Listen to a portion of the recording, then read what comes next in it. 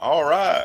Good evening, everybody. This is the Seekers podcast for September 27th, 2025. I'm your host, Wendell Hurricane Burrows. We got our co host here, Neil, and he's got Braden with him. And we got BC here and Dale. And our guest tonight is William Lunsford. He's from South Arkansas, Falk area.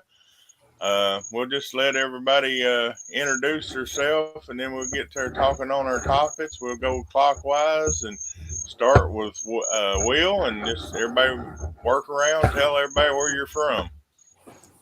Hey, folks, I'm glad to be with y'all. My name is William Lunsford. Everybody calls me Will.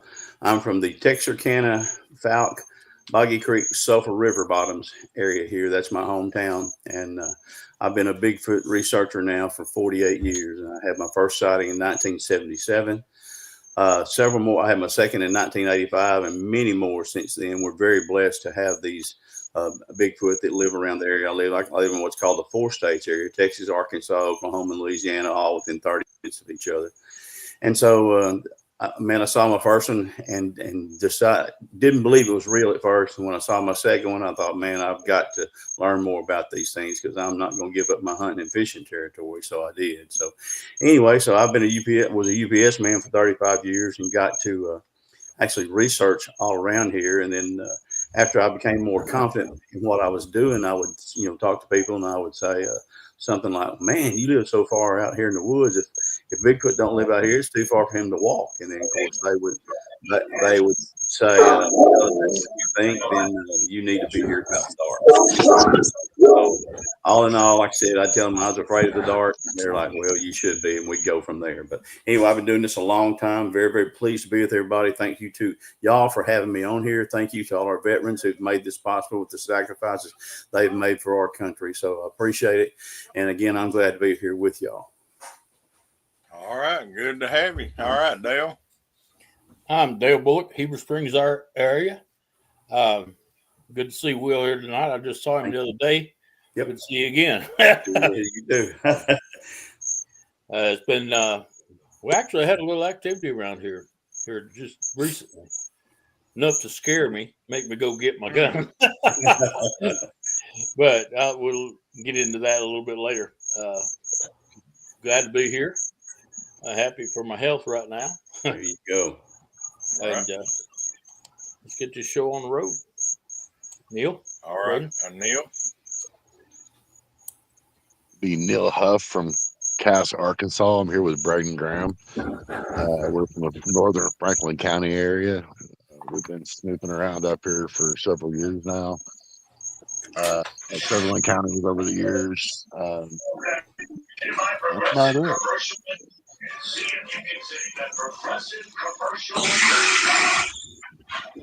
That's it. All right. BC? I'm BC Davis. I'm in Baldwin, Arkansas, which is northeastern White County, about 60 miles northeast of Little Rock. I live in a window area. I'll just be out with that because you name it, we've got it. And glad to see everybody again. All right, Barry, your turn. I'm Barry Robinson. Mom behind me here somewhere.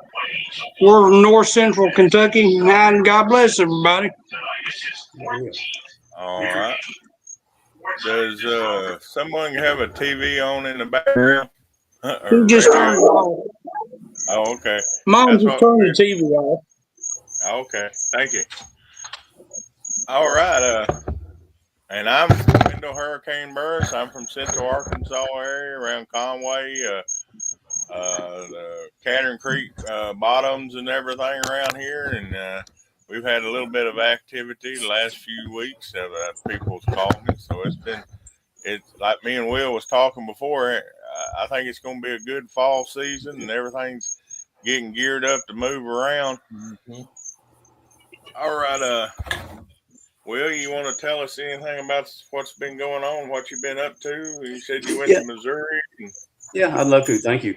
Yeah, I did. I went to Missouri. I had some people there who have been interested in having me speak. At one of them was actually a library, and but it was very well received. About probably 100. I think it was right at close to 100 people, and I didn't really count, but all of them were very, very appreciative, very interested in what I did. And so I told them, I said, the creature of note around my area is called the Fouke Monster. And it's one that was down called the Legend of Boggy Creek. And coincidentally, one of my research partners is the man who actually played the monster in the movie, a man named Keith Crabtree. And so every doggone movie you see nowadays, it's got a Bigfoot in it. It's going to have somebody in there named Crabtree. Well, he's part of the Crabtree clan.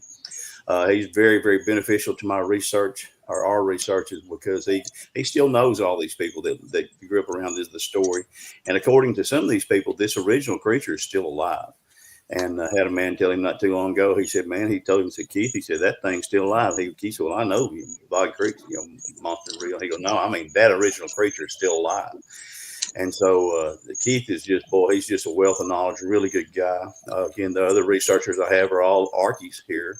I'm glad of that. Like the conference that we all attended a couple of weeks ago that was put on there. It was very, very informative that we had people telling us what's going on here in Arkansas. I've been on some other podcasts and I love it. I appreciate everybody that tells us about it. But then, like I said, I want to know what's going on here in Arkansas. I'll tell you, Arkansas is a hotbed of activity. Yeah. From you go all the way down there from where Highway 71 comes in off Louisiana, you run all the way up our western state boundary there, all the way into Missouri. And that's 310 miles. And coincidentally, every 8.3 miles, there has been a Bigfoot sighting along Highway 71. So that just kind of tells you all 75 counties we have had Bigfoot encounters reported in it. And so, again, that's just something that's really, really, they take Arkansas. Well, Arkansas is too small to have all those. No, it's not. When you say Arkansas has got what you have there at ground level, then we've got 3 mountain ranges that are filtering in right here. We got Boston, Ouachita, excuse me, and the Ozarks there. So we've actually got a whole nother upstairs, so to speak, of Bigfoot area. Of course, we all know our mountains here around this area are really loaded with Bigfoot. Our swamps down there around the bottom border here of Arkansas is around Louisiana, and boy, they're full of Bigfoot. Then you've got Texas that is full of Bigfoot, and then too over there in Oklahoma. Oklahoma's just a hotbed as well. So we're very fortunate.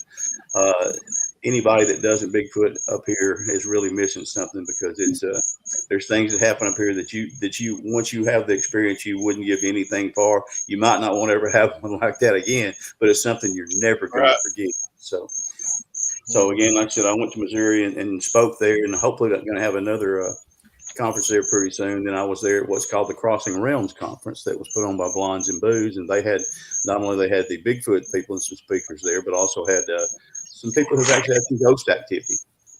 And we all know that a lot of people who tend to talk about having Bigfoot tend to have orbs, tend to have other things happen to them that they can't quite understand. And so they had that. They studied that as well. Had a group go out. So it was a very, very good conference. Lots of knowledgeable people. The girls from what's called Blondes and Booze, and so they're from Missouri. So I had that.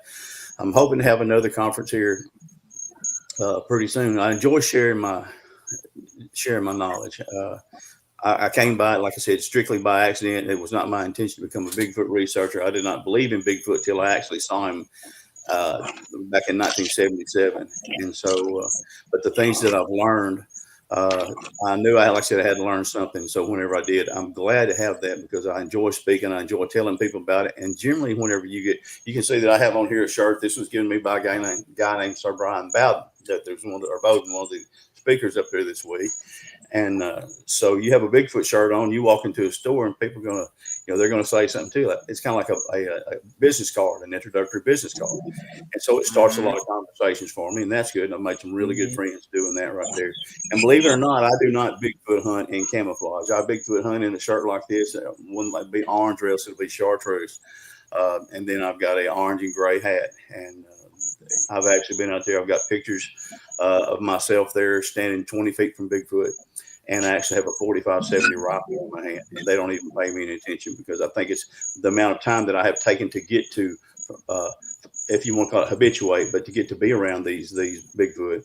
And so they recognize that I don't have the intent to hurt them. And so that's pretty neat when you see stuff like that. So again, they bring a whole nother realm to your life.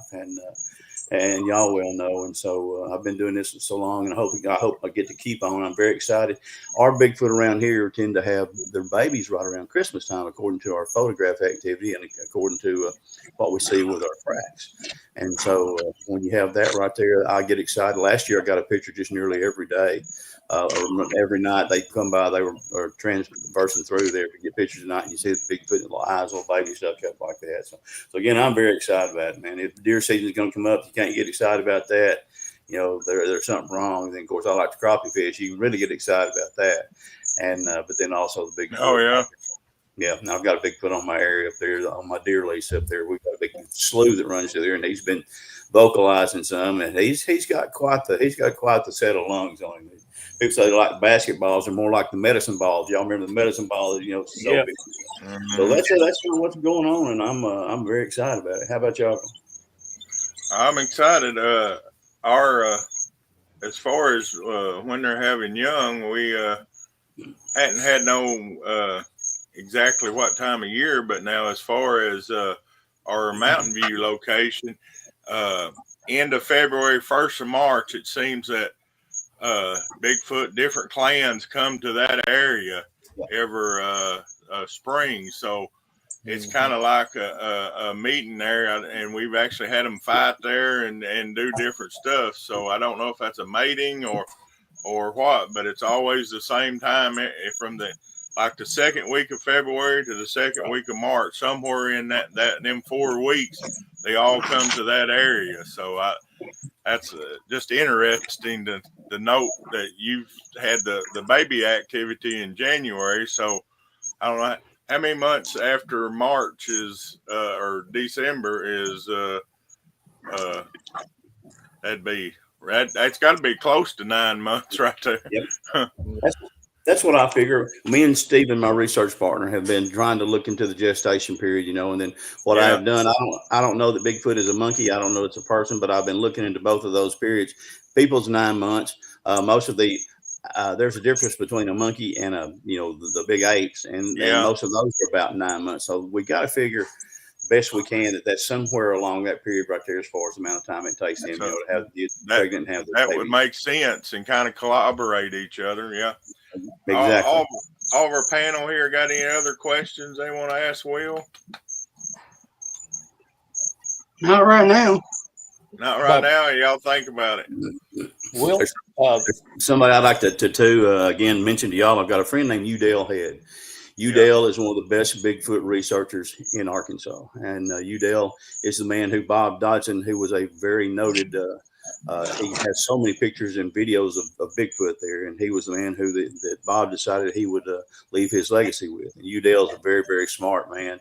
I got to talk to him today for the first time in a while, and of course he had to go back to work. And so, but anyway, he sent me a picture of a Bigfoot he just had gotten there. Boy, it's really good. And so, if y'all get a chance to introduce yourselves to Udale, you ever want him on your show, I would love to be able to negotiate that for you if I can, but if not, reach out to him. He's going to bring a lot of knowledge to your folks that you have here listen to. He's a former law enforcement officer, and he's just a real great guy. So again, I was glad to hear from him. He brings so much extra knowledge there to things. You know, he's researching those areas like that for a long time. And again, like I said, with law enforcement, he sees things through a different light, you know, as far as investigating things. And he's a real good guy. So I was glad to speak with him. I said, I want to tell you all about him in case, you know, you might want him on your podcast this time because he's definitely worth it. Yes, sir. He's a good one. Ask him if he's talking about Patty still being alive all these years. No, he's talking about the Falk monster. Yeah, the Falk monster. Yes, ma'am. Well, I've seen this week. Well, I had a question. You were talking about the babies. Yeah. Do you have like how big are the tracks? How tall are they? Anything like that? Yeah, most of I've got some there where they're walking right up to my camera, and where I've got my camera set. Instead of putting mine in a tray as a rule, I tend to set them in the brush in there, and I hide them in the brush so that when they walk by, all of a sudden it gets their picture. And of course, the babies, you know how in quick to kids of any species are, and they'll come up there and they'll just poke their head up there and look into your camera. Most of them tend to be about 2 and 3 foot tall.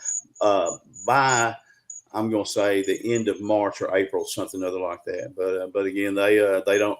Most of them that I've seen at that level, at that age right there, do not have the cone heads yet. You know, it's like something that they're developing. But getting a lot of those pictures, like I said, I actually have found what I'm sure from what I've researched, the world's smallest baby track, and it's 3 3/4 inches long from the tip of the toes to the little skinny heel, just like that. Yeah. And so that was found. That was found in January, and so it's one of those really. It's really neat to find because you know, to know that we have a breeding population here in Arkansas. You know, and that's what a lot of people don't want to. You know, they don't want to accept Bigfoot's existence. I wish I measured that one. I mean, I could probably get a real accurate measurement from the picture of it. Uh-huh. But we found how long ago was that, Wendell? We found that when you and Renee and me. 2 years. It's right at 2 years. I know it was cold. Yeah, that's a good track, baby track in our area here. I laid a Sharpie down next to it. I mean, it was a lot shorter than the Sharpie was, and a little old bitty track. It's really cute. I actually got pictures of this one when it was still right there, and then I actually was able to cast the track, and so I've got that, and I had that up there at Conway at the Conway conference up there, and so I had that right there, and then I'll be able to track that baby Bigfoot with the area him and his mother have there, that baby track now, so getting to be where it's about maybe getting close to about 12 inches long, so he's about 5 years old, but. So that's pretty cool that you can find. That's already a big boy at 12 inches, though. Yeah, 12. Yeah, they do, man. You know, there's a reason they're called Bigfoot. You know, and I found one time down there on the banks of Sulphur River. And instead of it being long like that, it was more. It was like a boat paddle with toes on it. But again, like, that was a baby track. And he was already getting pretty heavy. So that's really exciting to have that. And I've got pictures of. 4 or 5 they're in front of my camera. Like I said, they're very inquisitive. They know anybody that does not think Bigfoot knows where your cameras are is fooling themselves. Mine does. You know, I was just like somebody come in and putting a salt shaker on your coffee table. You know, you see it immediately. It's that doesn't belong. Exactly right. It is, you know, and they're better in their environment than we are in our environment, or as good in their environment as we are in our environment. They know what's where, and so that's pretty exciting to be able to have them come in like that. And actually, we've been researching now this one area now about 6 years. That's the reason a lot of people don't find any, because they just go in and out and say, oh, well, fly by night, let's check this out. Sometimes you get lucky and do that, but as a rule, if you're spending time in there with these things, give them a chance to get to know you. It is my opinion that Bigfoot recognize your intent. And I think the ones that we research around there, I'm sure that they recognize our vehicles, and I'm sure they recognize us. And we ran a little test here a while back at one of our research sites where we actually left in a vehicle on purpose, and then the rest of us stayed there. And when the vehicle come back in, we think, they're letting them know he's coming back. It's pretty interesting. Yeah. You know, we put a microphone out there one time to do the same thing y'all did, and sure enough, you know, when we would leave like that, and they didn't know that we would set their microphone there. So sure enough, whenever we finally listened to the microphone, you could hear us driving up, and you could hear them communicating with each other. You know, you'd either have a tree knock, or else you would have the vocalization. You know, that hey, you know, here comes Will and Reese. You know, or Will and Steve. So again, it's very that's pretty smart too. These are some very, very incredibly intelligent things that we're dealing with. I'll tell you, we've seen some stuff that just, there's no way they're dumb apes. I mean, it's just, it's human intelligence. I mean, it's very, very smart. And I've had them play games with me out there when they get separated. If you'll have 2 or 3, and they'll get separated. And then they'll start messing with you to try to get your attention on them. And whichever one got separated will have the chance to rejoin the group. We've had that happen, probably 20 times there, where they get separated, or else they're wanting to get somewhere. So they'll lure you to another area, and there you go down there. And sure enough, then they'll cross the road or cross the trail on you. Yeah. So again, they're very, very, very smart. But we're their entertainment, you know, and that's the truth. I was actually shingling my shop one summer out here. Yeah, it's been about 6-7 years ago, and I was putting regular shingles on it, you know. And I got to noticing. I kept hearing after I'd get done hammering, I'd hear hammering. Yep. And they were copying me. Exactly. And I got kind of tickled at it because I said, now that's got to be an echo. Yep. And I kept listening to it and listening to it.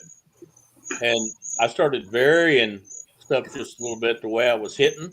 All right. And then I did the old shave and the haircut thing. Bump, bump, Oh, yeah. bump.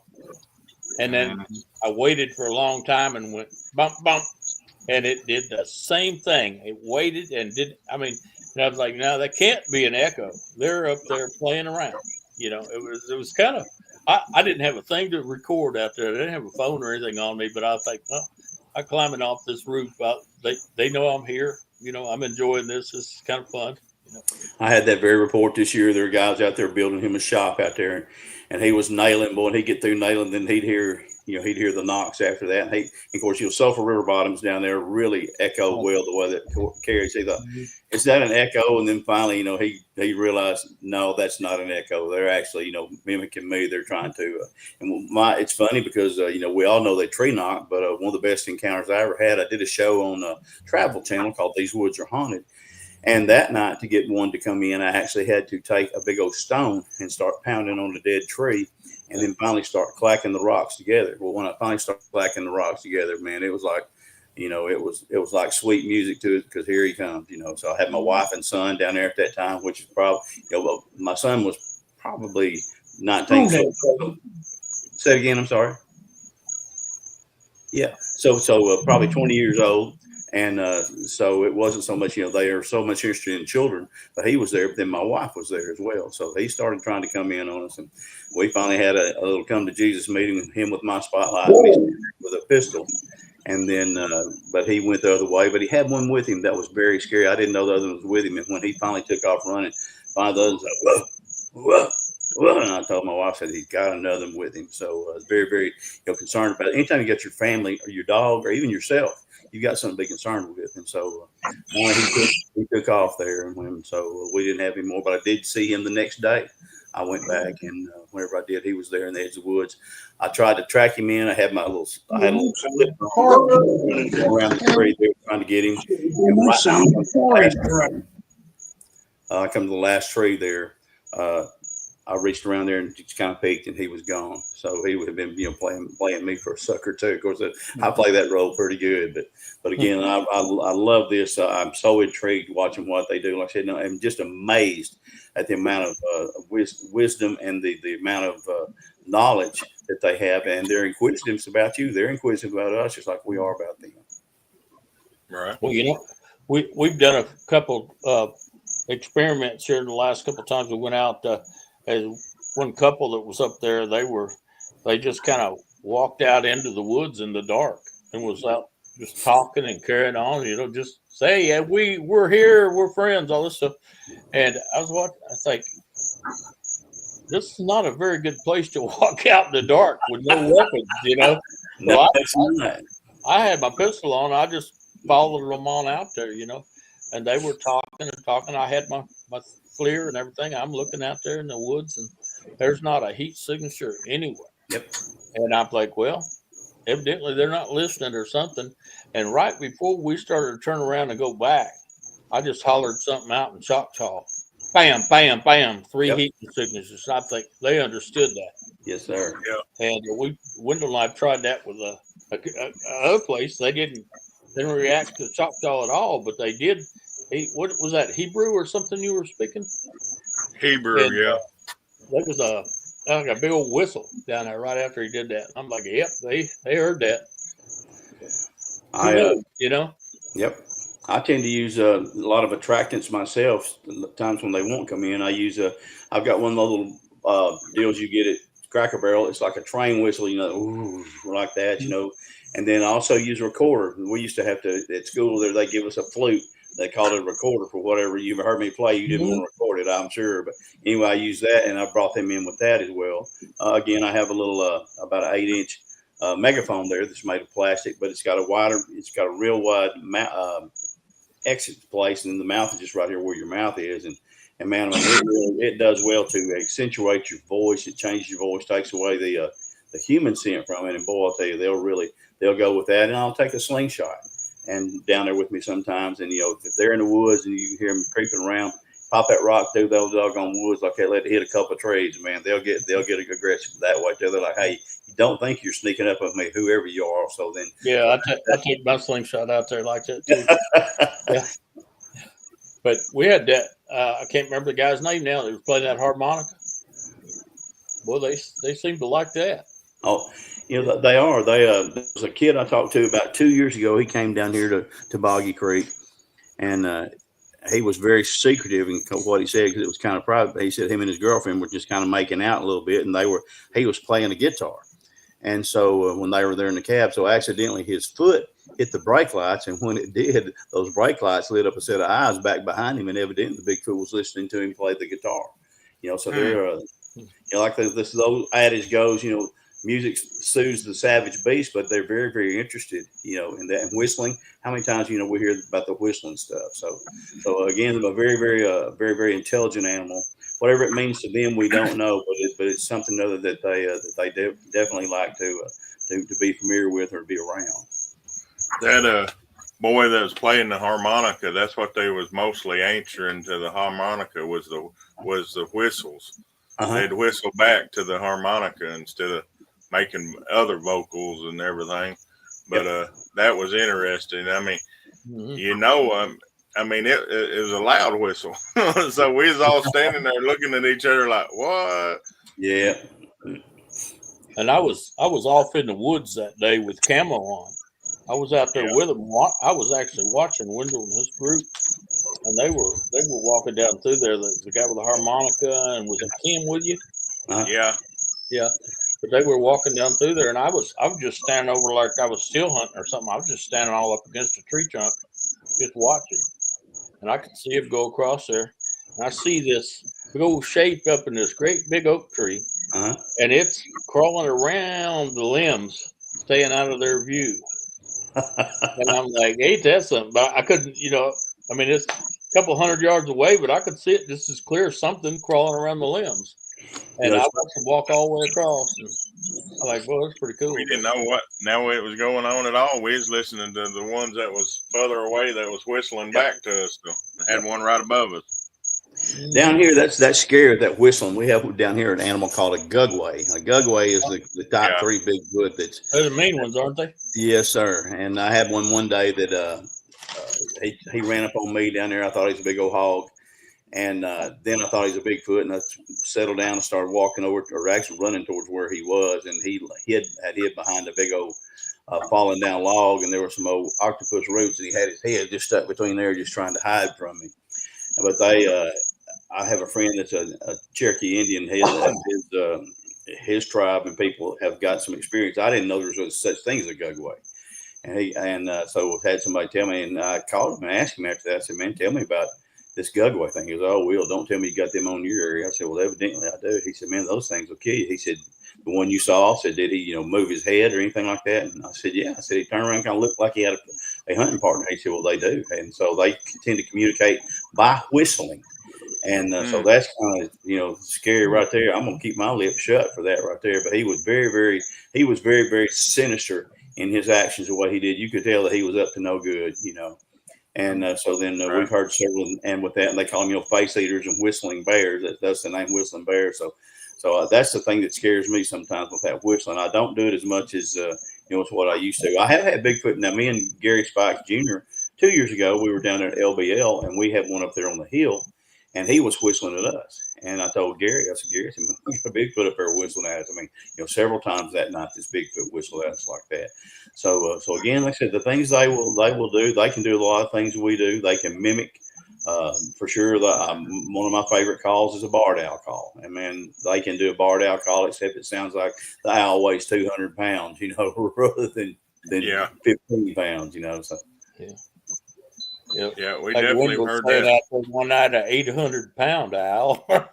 Yeah, I turned around. And your chest. I mean, it was tough. Yeah, it vibrates your whole chest. The sound from it. Yep. And you can see several shows where people said the same things like what we're saying now about the barred owl. They tend to really identify with that. Go ahead, Wendell. I I'm sorry. seen Go that. ahead. I was just gonna bring. I seen that the Monster Mart's got a different owner now this week. Yep, Denny, he had run the thing for years, and he had really done a good job. He had kept the Legend of Boggy Creek alive down here. He added so many things to it. He added several shelves there. I actually have some tracks that are down there, and then they had some pictures, and some other people had some stuff. But he did it for so many years there, and then he said, "Man, it's time for me to pretend like I have a marriage." And so, so he spent some time with his wife, and so they stuff. The guy's a real nice guy. His name's Doyle Reed. And but he's got the thing. He's trying to carry on the same tradition. I think once he gets to learn a little bit more about, because when people come in, Denny had a board there and where all the sightings were with little pins stuck in there. So you go in there, and then he would be glad to tell you where all the sightings had occurred. And boy, they're still happening. That's the thing about the Legend of Boggy Creek. I saw him last year on April 23rd, 2024, about 6:45 in the morning during a rainstorm, standing underneath a tree there just off Interstate 49. And man, I slowed down. Nearly had a wreck. There's a guy that was following me too close behind with a truck and a trailer, and I, of course, wouldn't. I said, "Bigfoot, I'm going to slam on the brakes." And I did, but he wasn't quite paying as close attention. So he got a little bit of squirty, and I pulled us out there. But anyway, I finally had to go up here and turn around and come back, but he was gone. But that was last year. About 2 days before that, Lyle Blackburn had his very first sighting down there, not too far from that same area, right through there. So yeah, there, man, it's a wonderful, because so many people. And I got to interview the sheriff, the man who was a sheriff during that time, and he was a classmate of my father-in-law. So he wasn't going to hold back any information from me just based on that relationship he'd had with him. But man, I asked him, did he believe? He said, "Well, I never got to see him, and he said, but I've heard some things that he wasn't sure of." He said, "But man, the people who come to town, come to Falk. There's people from every state in the union have come to Falk there to Monster Mart, and some people from some different countries." And he said, but they had their own sighting or some kind of encounter, and they never had even heard of the Falk monster until all of a sudden what happened to them happened that day or that night right there. So that was really, really interesting. But Doyle's doing a good job towards keeping things going. Got some of the best pizza there you'll ever eat in your life. Yeah. Yeah. Our first encounter, we take young kids and took them hunting and everything back in with the Arkansas boys. So in January, we was looking for something to do, so we ended up going down to Falk and searching for the Boggy Creek Monster. It was just a fun activity. We went in there and met Denny Roberts, and we was talking with him, and I actually got the map here on the deal. He marked everything. The week before, down on Jonesville Road, they had instances there, and he said, "If y'all want to see something, go there." So we had two different vehicles. So part of them went where the Ford house place was, and then the rest of us went to where on Jonesville Road was. We got down there, and there's an area that a small house that's on the right in a field there that had been burned around this house, or whatever kind of building it was, cottage, old one. And we got out and investigated there and actually saw probably 100 yards of tracks, where he had stepped into the ashes. Yes, sir. And got back in our vehicle and went on up the road. And when we was coming around a curve, we actually saw one jumped out into the road. 2 steps was across the road. By the time we pulled up there, it had broke through the 4-strand barbed wire, and it was going out into the woods there. We hollered and yelled, and we wasn't expecting to see anything. We got, it was getting dark, so we finally went back and was talking to Denny and told him everything. And he said, "Well, I told y'all it was there." But yeah, there's a lady down there named Reba Killian. She lives down there pretty close, and she was having them 2 years ago. Man, they were cutting a lot of the timber. Anytime you go to messing up their homes, they're going to let you know how displeased they are with it. And so she was having a lot of them coming up around her house and stuff. We had gone down there one night, and probably about 12:30 at night. About the time we actually had one coming in hollering at us, we was having a good little conversation there, and somebody with some big old tires come running through there. And of course, you know what a rumbling, roaring noise that makes. And so then he just shut up. But for anybody that's listening, if you're talking about the Jonesville Road, you got Miller County 7, which is south of Falk there towards goes towards Shreveport, and then you turn right there off of Miller County 7, then you go and it turns into 24. So either one of them could be classified as Jonesville Road, but they both have sightings on. The Miller County 10 is about a probably a 15-mile loop that goes over there on the east side of Highway 71, and that one has a lot of encounters on it too. So, but those right there, if anybody's gonna go down there, go check it out for a visit or go do some research. That would be Miller County 7 and 24, which would be Jonesville, and then Miller County 10, which will be goes almost all the way to Garland City towards Red River down there. So there's quite a few creatures down there. So that way you won't be just wasting a whole lot of time. Smith Park, everybody's heard of Smith Park. It's down there off Highway 237. That's where I actually saw that Gugway that day. And then I've had several more that just right there off the side of the road right through there. So again, Smith Park, that's at the end of 237. It's right there on the banks of Sulphur River. So anybody that's going, I say write that down. It's worth your time. And when you see you talk about someplace looking like the Everglades, it looks more like the Everglades in some places in the Everglades do. Alligators all over the place, and snakes. And so that would be something that, if anybody's interested, just write those roads down, and then you can generally go in Monster Mart. He'll have some Miller County maps. And so you can't get lost. You just kind of mark those places right there. So there's some really good activity down there, and it'll change the way it'll change your political persuasion. I guarantee you, when you get the right encounter, there's no doubt about it. That's what we're basically about anymore. Is we've had the hair samples, we had the foot tracks, casting, camera, eye shine, everything. And we're past the point of trying to prove it. We know it exists, and if people they ain't gonna listen anyway.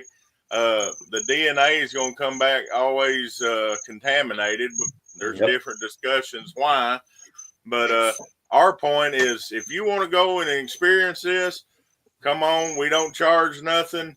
Normally, we limit the group size to about 15, but anybody's welcome. If we have a investigation, it's to see them and their reaction and what's going on. And one that don't believe, you come on and you listen and you tell me what it is after the night's over. We've had quite a few didn't even stay the night. Yeah. Well, yeah. Hey, it'll change the way they look at things. That's where I'm at right now, man. This, like you said, I've already proved it to myself years and years ago. I'd love to be the one to prove it to the world. I've got a bunch of pictures, and where that goes. And probably if you can sometimes you get something really good. Sometimes you can't get them to pose. But I'm not out looking for the $1 million picture anymore. I want people to know that these things are actually real, whatever they are. And some people get mad at me for calling them a being, or for calling them a creature, or calling them an animal. I don't know. I don't mean any kind of disrespect to it. I just know that they're, when I tell people I've seen the 8th wonder of the world, they used to say it was Andre the Giant. Well, if that's the case, then Bigfoot is the 9th, because Bigfoot is very, very real. And when you see one, again, the way they do things, it's gonna leave an impression on you. You can take a peg and drive it down to where I had my first Bigfoot sighting in my life before then, and then my life after that right there. And I mean, truly, it's a landmark point in my life that it really changed a lot of the things that I do. So again, folks, like I said, just go down there. You guys are like me. Y'all not trying to get up there and trying to get rich. I don't think the $1 million picture exists. You might get the video. It may be better, something other like that. But as far as having that encounter, that's something that you can't put a price tag on. That's something you'll be able to tell about for the rest of your life, And it's actually made. Yeah, go ahead. I got you a question. We're talking about the $1 million pictures and the stuff. Yep. We've had some really good stuff and posted it. And then there's always several that'll come on and disclaim it. And you try to figure out, follow their page or whatever back, and it's just 2 or 3 pictures. You can tell it's not a real person even, I would say. So what is that about? Is that a government agency that's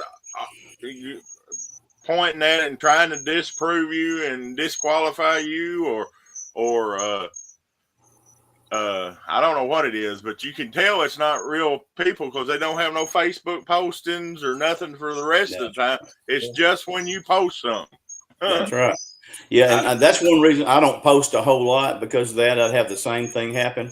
But I've had a lot of my friends and myself have encounters with people that tend to want to disprove you, or they try to say something, or there's always a troll, or it's always negative.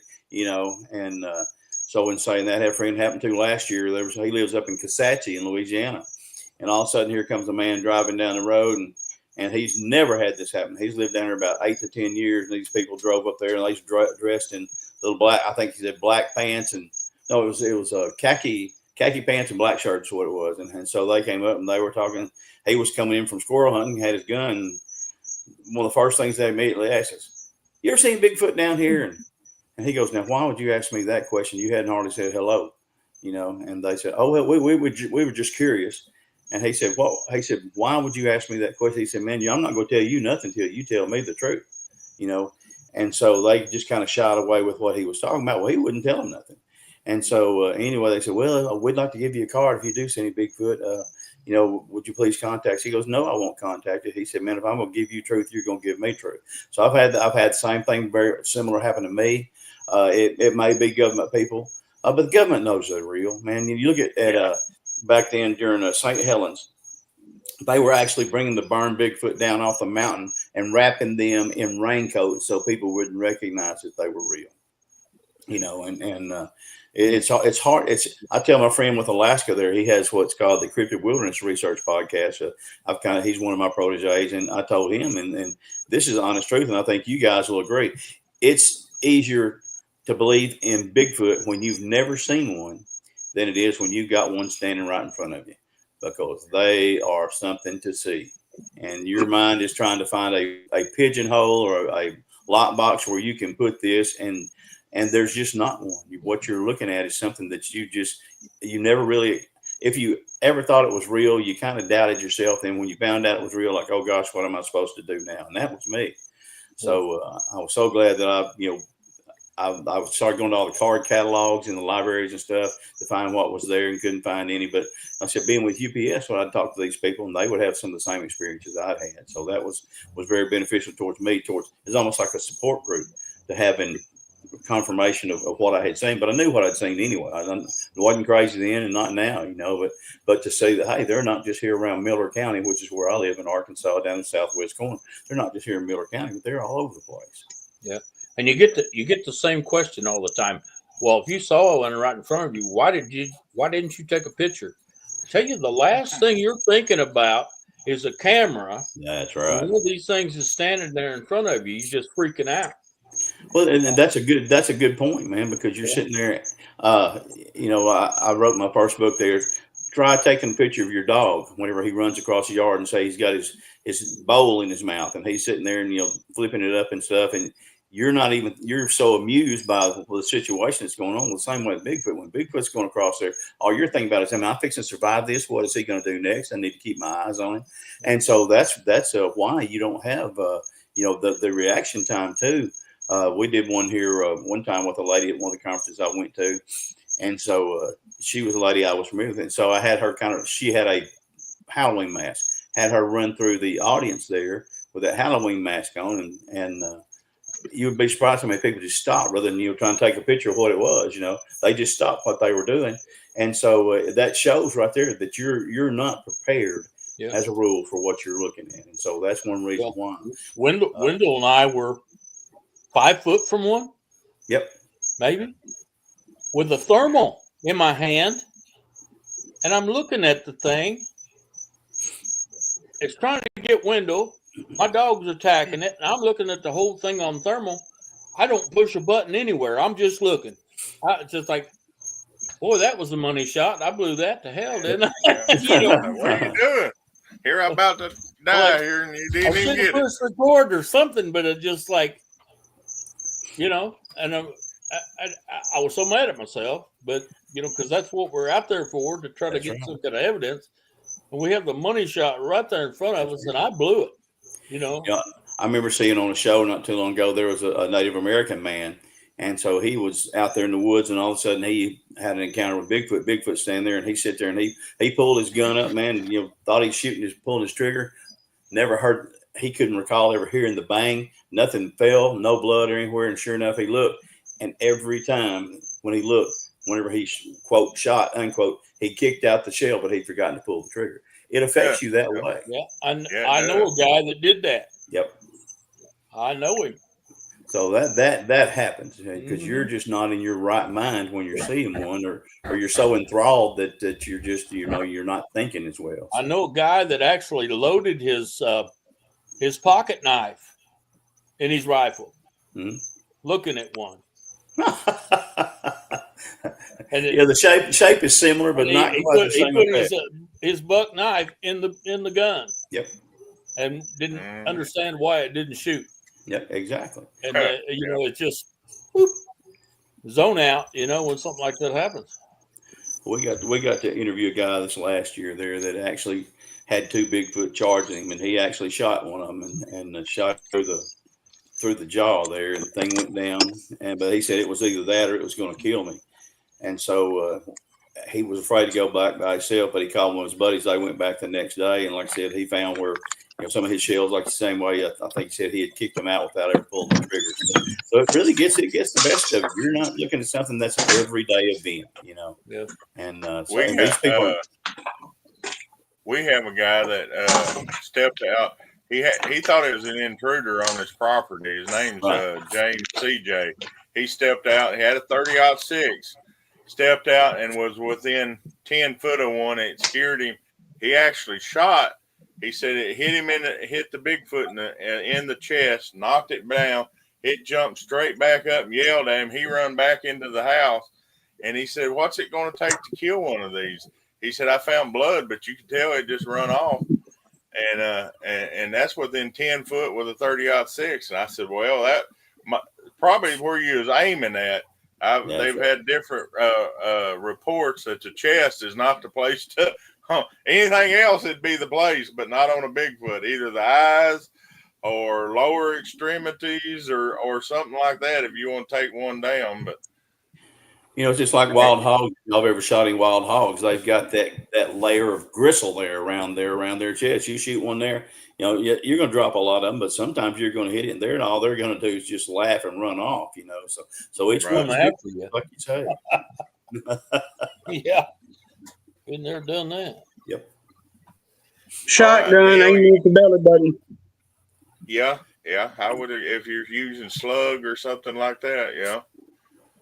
All the way back to Daniel Boone shot one in the chest. A report, and it said it had a double breastbone when he actually killed it. If you read them reports, most people don't ever hear nothing about that. Unless you're a Bigfooter and you research stuff here, right? Actual figure that said, and even Teddy Roosevelt, a president, and everybody's all no. Well, he had encounters with Bigfoot, and why would the president lie? Yeah, Daniel Boone's was called a Yahoo. He called his a Yahoo because of the sound it made. And then Davy Crockett, whenever he left. He left Kentucky and he said, "I'm leaving Kentucky and you guys can all go to the Booger Man," put it to a nicer way of putting it in case there's kids out here. But sure enough, he went down. He was around Nacogdoches, Texas. So he had his hatchet and he was trying to cut some wood or something like that. Sure enough, Bigfoot walks up on Davy Crockett. I mean, and so he's sitting there having an eyeball to eyeball, look at this thing. So a lot of our frontier researchers there are the ones that laid the wilderness there have had their own encounters as well. Like I said, with Teddy Roosevelt, and so up there, and I think his was up there in Montana. I can't remember if the guy's name was Bowden or what, something other like that, but it actually killed him. And so there's some really interesting things. People say, well, they never hurt anybody. Well, you read the story of the Fountain Monster when Bobby Ford, 25-year-old kid, and he's able to fight his way away. Now, that is a guy that I don't want to meet in a dark alley, because if he can whoop a Bigfoot, he can take old Will down pretty doggone easy, But, it does happen like that right there. And they have there was one man there, I think my friend was telling me about it. He listened to a lot of podcasts, and one of the men reported that he feeds him candy bars, which is what we do. He said, he forgot his candy bar. One of them came and just did him a shiver in the chest and just put him on the seat of his pants, because he didn't have any food to leave to him. So these things, they can be pretty dynamic when they want to be. And I'm just thankful so far. Like I said, none of mine have been that way, and I hope they never do. Because it's one of those things. Like I said, I generally have my wife or my family or my research buddies, or used to carry my dog, but I don't carry my dog ever to the Bigfoot woods anymore, just for the couple of encounters that I had there. That Bigfoot he decided he was going to make a meal out of my dog. I find dogs all the time in the woods through my own forensics, arms broken, all these things like that, ribs crushed, and I'm a dog lover. We rescue dogs, but I see stuff like that, man, I just get smooth upset, because you got to figure that was a good chance of Bigfoot killing where we had found it, so it's and they do, dogs irritate them. And I had one of my most aggressive encounters got from me and my black pit bull one time, and he was up there on a hill.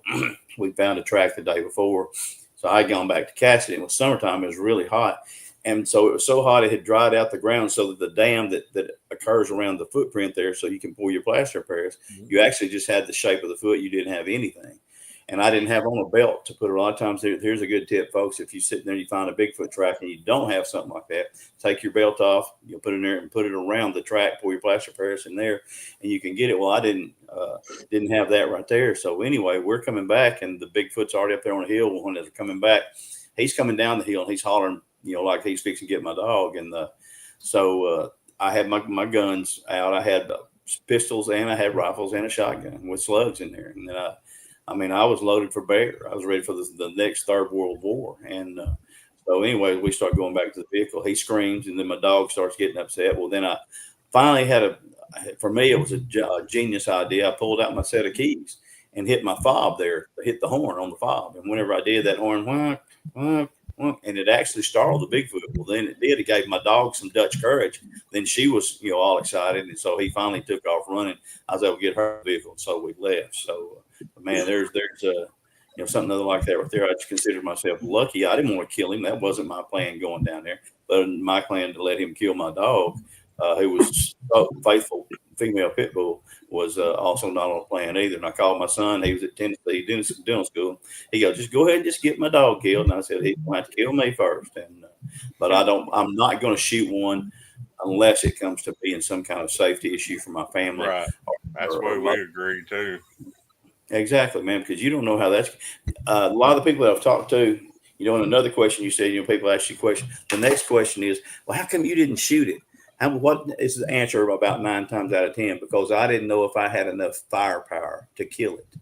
And that's what I get a lot around here. People's like, oh, man, there's no way in the world I was going to take a chance on shooting that thing and then not killing him and him being wounded and coming after me. And that's pretty doggone good. And pretty good 3 or advice. 4 other ones with him that you don't even know about. That's like the deal that you watch Jurassic Park, and I've quote that several times there, but it is because there's always 2 or 3 more with him. I got a picture of a dog man, or I didn't, but me and Steven did. We were down there running our cameras, and Steven had the camera. I didn't have the camera, and I kind of carried the gun and stuff like that, just because we do, like I said, bears and everything else. And all of a sudden, and Steve and I are always messing with each other, laughing, cutting up, having a good time. Finally, he goes, "Stop!" And I said, "Man, what am I doing?" He goes, "No, stop." So anyway, sure enough, he pointed there, and there's a dog man that's actually walking up the hill. And it's in the mountains up there around the Washita. This dog man's walking up that hill. He's got 3 Bigfoot behind him. He's actually leading these Bigfoot up this trail to where he's going, and then there's a baby dog man as well. So all of a sudden, man, when they get a good look at us, the Bigfoot just go down just like this right here, just like I'm doing right here, and they're in the tall grass. Well, he just stops and looks at us. The baby dog man runs and gets underneath a leaning log right there.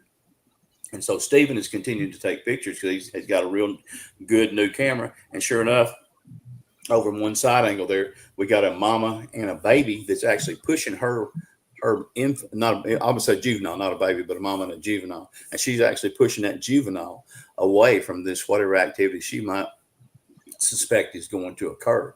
So I've actually got her, picture of her, and she's pushing that thing away. She's anatomically correct, so I can tell you for sure it's a female, and so she's taking care of that little one there. And me and Steven don't know what to do. We've never had that close of encounter with a dog man before, but sure enough, like I said, those Bigfoot just kind of they're just so smart and so secretive. And 3 of them are coming up the hill. We actually, I called Vic Cundiff, who has dog man encounters, and me and Vic did a show about that. He said, I've never heard of that before. I said, man, that's, and they tend to have that symbiotic relationship here, in Arkansas with the Bigfoot so far, that they, somehow there's a benefit to each one of them. And so that's what we saw that day. And like I said, I've actually got a picture of that joker right there and then with the 3 Bigfoot that it's leading, up the hill right there. That's you're talking about beneficial relationship. Yep. We've actually maybe only found one dog man up in our area, and that's me and Dale found the track because it's a track that was actually that bad. I mean, it's huge, It about and six, at least six Huge inches wolf tall. track. Yep. Huge. yeah, and that's the only encounter that we've had up here. But I've had reports, and we've saw different areas. One area, the coyotes and the Bigfoot just completely hate each other, and they rip it Yep. apart. Then you got another area. It seems that the Bigfoot's working with the coyote, so it That's depends on the clan. And most people don't talk about that, but different areas, different stuff seems to work together. Or they got an alliance or not alliance. I don't know what. We've Stephen is a logger, so he logs all up in the mountains up there, and he actually found a coyote that had the misfortune of angering a Bigfoot some way, and so the coyote was just torn to shreds. We've seen that, just ripped them Yeah, apart. just ripped them apart. And folks, I did not want to start talking about Dog Man whenever I became a Bigfooter, because my wife, she's very spiritual lady, but she's very, very honest. And she goes, but Will, she said, it's so hard sometimes to defend you, to listen to people try to put you down and say smart words like that, and me defend you. I'll get you out of the Bible. Uh, Dog man's all through the Bible. What would be considered a dog man? Yep. And Yep. same with on the Bigfoot deal. Genesis 25:25, Esau come out born covered in red hair from head to Yep. toe as a garment. He grew up and married 2 women from the giant bloodline. He actually married 3. The third one was the normal as us, and that's where the Muslims and all that comes from. But the 2 that was a giant, one was a troglodyte, and that means cave dweller.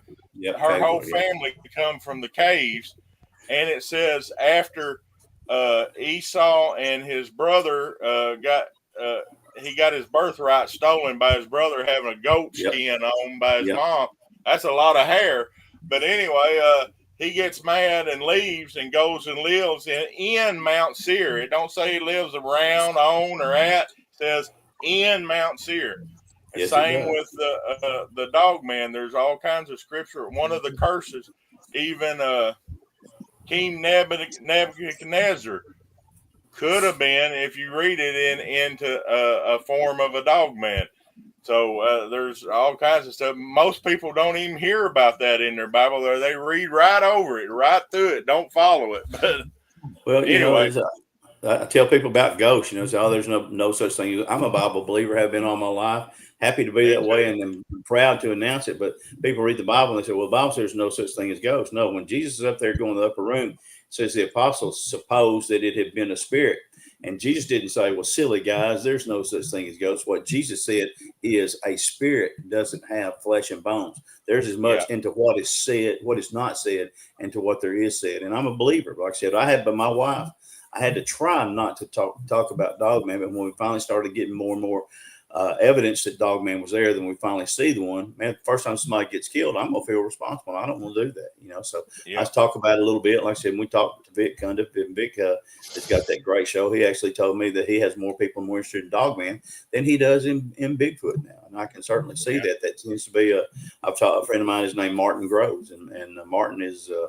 Him and it's just real. Daryl Denton, they're both experts on the Dog Man up there, and so it's something that is a real being there. I don't know as much about them, but I know he's got this one we saw was about 7.5 foot tall, and he looked like a hyena on stilts. He had the hump on his shoulder, had a mane, the head was a little bit wider, and he had the pointed ear. Think about that. Oh man, I'm telling you, it did me too. And we're sitting there looking at, we're maybe 60, 65 yards away, and he's a lot faster at 65 yards than I was, but so it's one of those things. So again, I say that just like what we said earlier, I don't want someone to have an encounter and not be prepared and say, gosh, how come these guys here on that show didn't tell us there was such a thing? There is such a thing. There's things that we don't understand. We have to, up here in our neck of the woods, we have what's called a devil monkey.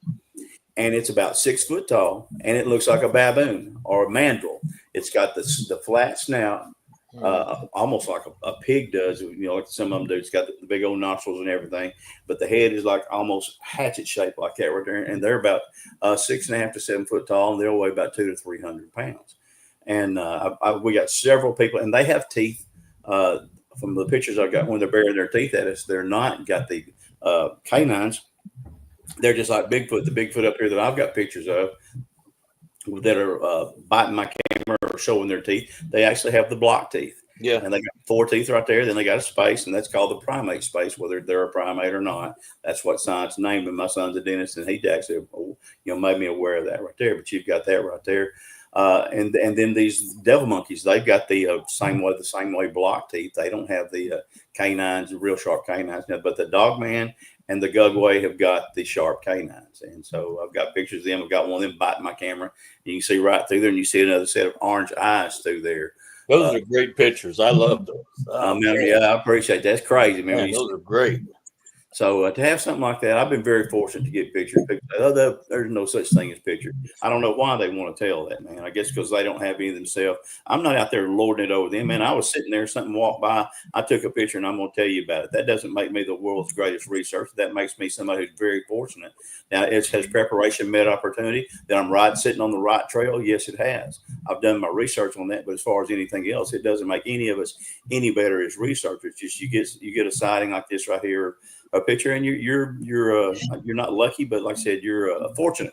Good That's fortune. the same way we've been with Neil. We was in our area that we call Area 1 the first time we ever went Bigfooting and everything, and Neil had a lot of activity there, him and Clint. But when we got up there, there's all kinds of side-by-side conference or something that went through. So Neil had an area that we call it Area 2 now, but at the time we just went there because there's too much going on in our normal area, or was going to be, and we ended up lucking in, or we knew something had been there before, but made a chopping wood, and when we got Marcus got done chopping wood, that thing echoed right above us in the tree. You talk about scaring 4 guys that we was under the truck like that.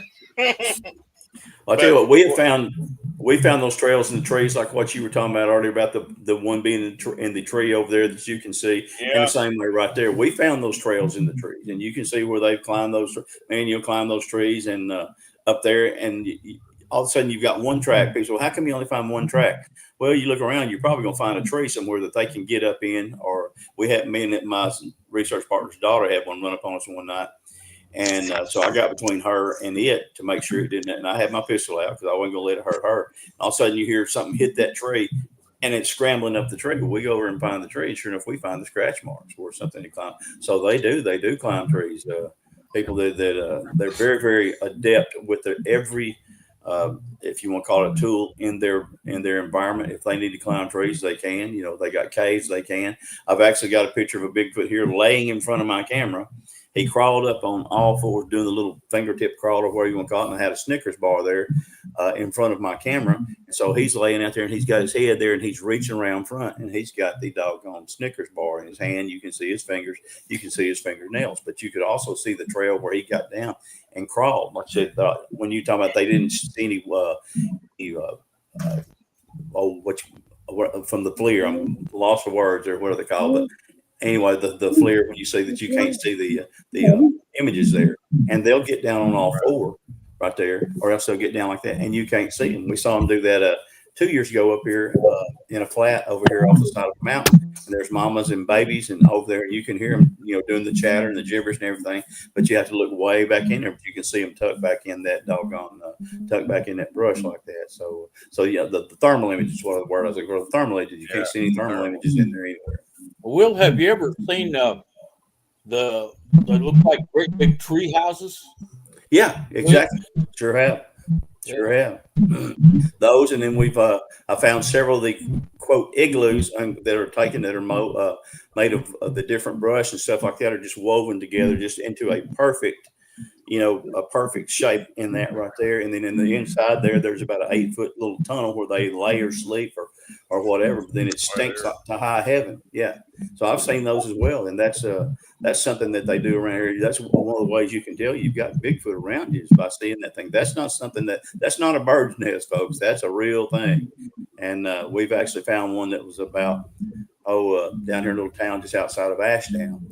And it was probably about 10 foot tall at the top like that with some great old big logs. And I think that's the one where my buddy was, where the one came up on him. I told y'all he was hunting. And I think that was the one that it was using as a domicile hut, whatever you want to call it. So I do see those just like y'all have, folks. In fact, this is our first show ever together. And for us to be corroborating the things that we're saying about each other, that should tell you that what we're saying is actually real. It's not something we got together at the first of the show and decided we was going to make up and talk about. Yeah. It's already been an hour. I'm getting my little deal. I'm going to hit the deal to extend time here. All the panelists here, you got any other comments or anything? We got like 10 minutes here. I added here on it. Y'all got any questions or comments or anything that we've discussed that y'all want to bring up right quick? Neil, you got anything? You there, Neil? Okay. How about you, BC? Yeah, I'm here. Yeah. You got anything you want William, you did answer. Well, yeah, William. Some reason you're breaking up. Yeah, it's just breaking up somehow. Huh. Try it again, BC. Now I can hear Well, there you go. There you go. Okay. I was going to direct this at William. I mean, he did answer part of the question about the cryptid. I guess anything like Wendigos. How about now? Yeah. Okay, came through there. Wendigo. Hello? That's one I don't want to meet right there. Is that Wendigo? That is. Now we've got some down there in our area, and we call them Skeletors because they're white. Yeah. And they're about 7.5 foot tall, and their face looks just like a doggone skeleton, and that's why we call them. We've actually got pictures of some of their babies as well. But if there was a Wendigo or anything like that, this would be what it is because of the face. You got the high cheekbones and just really, really a scary looking being. So we find those as well, and there's some other things that we have up there. These mountains of Arkansas and these swamps down here around Louisiana. They're their own ecosystem. There's things in there that you just, throw Charlie Daniels. Thank you, Swamp Stomper. Like Charlie Daniels said, there's things out there in the middle of the woods that make a grown man or a strong man die from fright. Well, I'm telling you, boy, that's honest truth. Well, how about go ahead. I'm sorry. No, man, that's fine. Well, I was going to ask you. Now, around here, we've had encounters and reports of cloaked entities, for lack of a better term, and Mothman, 2 types of Mothman. Have you heard anything like that down your neck of the woods? I've had some people tell me some things like that. I don't know if they were. One of them was drunk, but just because you're drunk don't mean you're lying. There's a lot of things you see when you're drunk. But let me tell you what, when you're drunk, you're a little bit braver than a lot of people. You're willing to stand out there and look at some things you wouldn't normally look at. So I'm not going to disqualify that. I would have felt a lot better had his story been, whenever he was truly sober. But then I haven't seen that. But we got some things that appear there in front of them doggone our cameras. We got one there that looks like a blasted leprechaun, like a yard gnome leprechaun, and he's not but about 5 foot tall. Got the real teeth like what you see on some of the movies. I'm like, oh, good grief. And then we got one that we call a gargoyle in the same way. All his teeth are sharp and his eyes glow, and he appears in front of the camera every now and then. And you're just like, gosh, man, I've done changed my mind about coming out here doing a night study, or not all night sleepover. So there's things out there that we see that I wasn't prepared for. But that we're actually getting pictures of, and that picture is worth 1,000 words. The big eye don't lie, as they say. But I don't know what it is, and that makes you that makes you uneasy. And so that's one reason, like I said, don't take my dogs, don't take my wife or my son out there at night anymore. It'd be us grown men that are actually have got the wherewithal to say, okay, if I'm going to study this, then I'm going to take what risks come with it, and it does. There's some risks that go involved with There it. he is. Even that dog, even that stupid bear I've got up there on me. She's about 6 foot tall, has a gray face and solid black hairs. Beautiful, beautiful animal. She stands up on the back and she looks like that. Well, one day she got her come up because she's sitting there looking at me, and walking right between she and I is a gray Bigfoot. And so he's evidently possibly protecting me through there, because I mean he's right there halfway between both of us right there. And like I said, she had been sitting there just sniffing me, and I was watching her. And when I finally, got my picture, which came off my cell phone there, when I got my picture of my cell phone, I'm like, well, there he is right there. So, and that's a true story. Folks, truth is stranger than fiction.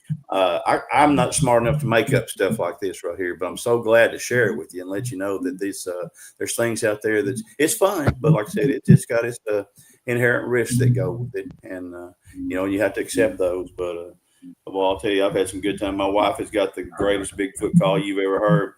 She can go down there and make her call, and you can hear them walking up from the woods to get out there and stand on the edge of the wood line. Now, that ain't no lie. I've got pictures. I can show them to you. And stand right there on the edge of the wood line and sit there and stare at her. She got a picture of a mama and 2 babies one day there. And we were on the way back to Texarkana, and she said, what is this? And so I looked over here and I stopped to see what it is. I just started laughing. I said, well, you want good news or better news? She goes, give me the good news. I said, well, you got a mama Bigfoot there. And she kind of grinned, and she said, what's the better news? I said, she's got a baby right there at each leg, So she's sitting there looking at it. She goes, how long you been a Bigfoot researcher? I said, about, at the time, I think it was like 46 years. I said, about 46 years. She said, how long did it take you to get your first picture? I said, about 45 years. She said, I've been out here not even 45 minutes. She said, I've got my first picture. Who needs to be the Bigfoot hunter? So she let me have it pretty good on that one. But I was so glad, because it kind of made a believer in her that, hey, all these stories you've told me, she and I've been married 44 years. The stories I've told her, she realized are true, and that's something right there. When you get something that bolsters the strength of your relationship, realize that some of these stories that we're going to put quotation marks around, that stories are not stories at all. These are things that have happened to people. Just because they haven't happened to me, don't mean they haven't happened to you. What you're sitting there telling me, because that's one thing I really try to stress with folks, because it is these guys, we got no reason to lie about something like that. Man, I can get myself in enough trouble with the good Lord, telling the truth, much less trying to make stuff up like that right there. So again, I enjoy sharing this with people. And I had, like I said, some of the conferences I went to last week, very, very successful for people who were not believers. And they came up to me afterwards. They said, hey, you got me. I said, I'm a believer now. I said, well, good deal. I said, actually, you're a knower. You're not a believer. You've seen the pictures. He's there. So. All right, Neil, we'll try it again. You got any questions? No, I've actually been listening. It's very interesting. I can't believe it's contact, but for what I got, it was very interesting. Awesome. I didn't know if you was having mic trouble or what there, but okay. All right, Barry, you got anything you want to say, comments, or anything here? You got any questions? You was talking about the Fawk monster still being around. How old would it be now? In its 60s? The first time the monster ever appeared down here was actually around 1908, and there was a man named Willie Smith. He's the one who had the tracks in his bean field, but it actually was supposedly seen by his sister right there. Now, I haven't got a chance to interview her, but I actually went to school with Willie Smith's grandson, and his name was Bill Smith. And finally he came up to me about 3 years ago, and I saw him here at Sam's, and he goes, "You still doing Bigfoot?" And I said, "Yeah." And he goes, "That was my grandpa that had that track out in the big field." In the bean field. And I said, "Really?" He goes, "Yeah." He said, "Willie Smith." And I thought, and this guy's name was Bill Smith. I'm like, "William, you idiot. How in the world did you miss putting those two together, that Willie and Bill are basically the same name?" And so, but I actually got to go down there. There's a magic to that area where that track was found in that bean field. The guy who did my pest control was actually the caretaker down there. So he had a second job. And so he came in there, and I had some pictures of Bigfoot and stuff around here in tracks. And he goes, "So you're the guy that does Bigfoot?" I said, "Yeah." He goes, "Have you ever been down to Willie Smith's bean field?" I said, "Only from the side." He goes, "Would you like to go?" I said, "Oh my gosh, man, more I'd like to go to Hawaii, So he invited me to go that afternoon. So we went, and as y'all said, we took side by sides. We rode all over that place where that tractor found that pig field. We got to one corner down there, but I'm telling you what, my shirt was almost raising up off my body. I had so many chill bumps. There was something down there that just wasn't. I'm not gonna say it wasn't right, but it wasn't normal. And we drove away, and he said, "You want to experience that again?" I said, "Yeah." We drive back up there again, and sure enough, the same thing. So there's something there that's, whether that's his lair, his haunt, whether there's something there that's not necessarily supernatural. Again, into the cloaking being, I've never experienced cloaking, but I have a theory, and we all do about that. But you look at polar bear hair. Polar bear hair is clear; it's not white.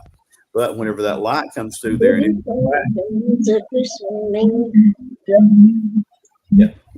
the hair refracts, the light goes through there, it comes out, roll GB of the 7 colors of the rainbow, So evidently, I figure that maybe Bigfoot hair could be the same way. If it's clear, the light goes through there and it actually shows them to be, quote, cloaking or something. So that would be a possible explanation. Like I said, that's just a theory of mine, but I think it's probably as good as anything, because you can do that. You can do that with a doggone drop of water and put that light through there, and all of a sudden all your light comes through there. So that's a possibility. It's been reported by too many people for there not to be something to it, but whether it's a reason that's scientific or not. But a lot of people have reported that, and like I said, I don't criticize other researchers. They've seen it, and I hadn't. That's just something I haven't experienced. And if I do, I'm going to tell you. Same with us. I hadn't actually seen the cloaking or anything like that, but my theory is, along with yours, is just like a cat can frizz their hair. The Bigfoot can actually move their hair, and with it being the clear and refracting, if you've ever seen anything vibrating fast enough, it's got that out of focus look, and I believe that's what they're seeing as a cloaking. So. Even if you're out there in your vehicle and it's kind of warm and you're looking over your hood and you're seeing these waves coming up off the heat right there, and what that's doing to your vision of what you're looking at straight ahead, it could be some of the same things that's happening there. Then too, I've been studying this here recently about. They showed a picture there of a ship, and then there's another ship on top of it, out there on top of the ocean. Well, that's a scientific phenomenon that they have. It's not just people that are crazy. So I've been trying to study that, and there's a lot of things that happen with light, a lot of things that happen with wind movement and things like that we just quite don't know enough about yet. But I've been trying to study that, trying to see if maybe that's the reason for some of these things you're coming across as cloaking and things. Because most of my encounters have all been with physical beings that I can see them. They walk away. I've had them now where they make my neck vibrate, man. I'm like, oh, there's something watching me, and I turn around to the exact spot. And when I do, the Bigfoot's looking at me. I've seen that, and that does happen. And we've seen that, and back into what Neil's experienced, and another one of our researchers, a gung ho guy that was in his 20s, all of a sudden got infrasound. I believe that might have something to do with it too, because he got so after he was even in a vehicle as they pulled up and he shined the flashlight. We was looking through with night vision. I seen something 7 foot. Stephen James says, well, you can't say it was a Bigfoot because it was just the night vision, and the shape went down into the fog. Whatever this shape was went off this bluff line in the middle of the night. And like I said, on the tree where it was standing by, later we went there and measured it. It was right at 7 foot tall. But anyway, after it went off that hillside, our researcher guy that was leaning out the truck, by the time he got back to camp, he was shaking, scared. And this is totally out of his, I mean, he's a gung-ho 20-year-old that, life ain't nothing going to happen to me. But that night we ended up having to take him out of there because he was so deathly afraid. And we got to get out of here. We got to get out of here, So there's maybe 3 different things there that's affected them that they're calling is a corridor or whatever. But I can't say for sure. But infrasound will affect your pictures too. People say, how come all your pictures are blurry? If one of them knows you're taking a picture of him, he's going to hit you with that infrasound, and the infrasound is real. My buddy was sitting there ready, laying on a gurney, he could have a shot of adrenaline to his heart, but he got that by the infrasound. And I got to talk to Kumbo, a guy named Kumbo this year, Tim. Tim is the man who said he invented, actually saw that they did the infrasound stuff. And Tim said, the same, Tim Baker is his name. And just talked to Tim Baker, and he said the very thing. That's what we're saying. That interferes with your pictures, the clarity.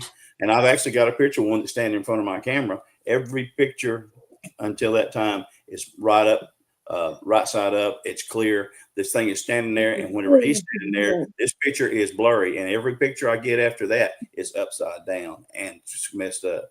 I actually had to take 2 pictures to Dallas, Texas, to a area there that was because they had burned the pictures onto the SD card and the camera with the infrasound, and I took it up there to them, and at very $159 an hour minimum 6 hours. So there's going to be a $1,200 bill right there. But I talked to my wife, talked to my friends. They said, "Will, if I had your hobby and you've got a picture of Bigfoot, don't risk it." I take it up there, and they call me back. "Hey man, I got good news and bad news." I said, "Well, what's the good news?" "Well, we didn't lose your picture. It's still there, engraved onto your car." I said, "What's the bad news?" I said, "We can't get it to come off." I said, "It's there, and it is burned onto that." That comes from millions of dollars of equipment there with some guys who are Russians who are very, very, very intelligent as far as what they do and the things they told me. So again, some things we can't understand, some things we can't explain, but folks, like I said, that doesn't mean that it doesn't happen. I can show you those pictures, right? I mean, just at the drop of a hat, and the guy who I took it to, the first computer guy, it blew his mind. He had never seen anything like that before. Well, open your mind, maybe see some more, and I've had to tell myself the same thing. Well, we've come up to our second reminder here, and the light flash. So we're gonna have to end the show. It's been a great show, like I said. All right, let's end it. Start it over in about 15 minutes, and we'll go to the next hour. And we'll go. All right, guys. I enjoyed being with you. Thank you for the invite because man, I love to talk about this. I talk about this because it's real. I want everybody to know it's real. I want them to experience this. I don't want anyone to be hurt from any of these things like this. But then I love to talk about it. And I said I've got 48 years experience, and I'm just very happy. Like I said, I've been married 44 years, and that's the only thing I've done longer than being married is be a Bigfoot researcher. So, and if I get another 48, good Lord gives me, I'm going to be here to talk to y'all in 48 more years, and we'll have about hopefully series 5 or series 6 here. Yeah. The Seekers podcast. That's exactly right. Yeah. All right, Dale. Got any closing comments? Y'all been hearing that? I keep hearing something, but I don't know what it is. Give me chill bumps, man. I've really enjoyed this show. This is great.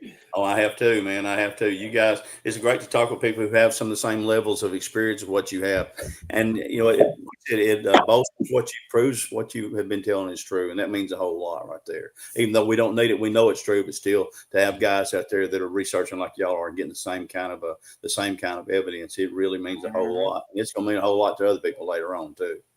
Awesome. All right, Barry, you got anything? Closing Oh, comments? no. Not really. Everybody have a good night. God bless you. Take care of yourselves. Yeah. God bless y'all as well, man. God is the whole thing. I start my day with him, end my day with him. And I had one lady tell me she was 88 years old. She said, "That's how I start my day," and said it generally ends pretty good too. So again, God bless y'all. Thank y'all, folks. Thank you to all your audience. Oh God. Well, I got this shirt today. Y'all probably can't see what it says. Oh, I said, there you go. I see the cross there, buddy. I see the cross. Hey, nice shirt. I like that. I like that myself. And then he freezes. Oh, there he is now. Well, why didn't you get 2 and you could have mailed it to me and I'd have paid for it? Yeah. Mom, you I'm gonna wear it to church tomorrow. Tell Mom hi. Hi, everybody. Good to see you. Hope you enjoyed the show so far. It was real interesting. One thing I might have asked that I'm wondering about, because I'm still buried night, I kind of missed it, but I know if that's true, if they whistle like that, I missed that when I whistled here, but if he's going to be mean, I don't want him to whistle here. Yeah, that's what I've been hearing. All right, BC, you got anything? Closing comments? No, just great show, and look forward to doing one next month. Yeah. Neil, Braden? Yeah, I was cutting in and out. I've got real bad reception for some reason. My Wi-Fi is kicking in and out, but for what I've seen, it was a pretty good show, and look forward to the next one.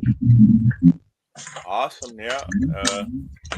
Somewhere around the 23rd of October, That's it. we'll have our next show. And yeah, Will hook us up with the guy that you was talking about there, and we'll see if we can get one arranged for him.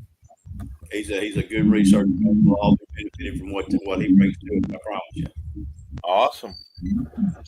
All right. This is the end of the Seekers podcast. We thank you for joining in. It was a great show, and God bless all of y'all, and see y'all next month. All right. God bless you.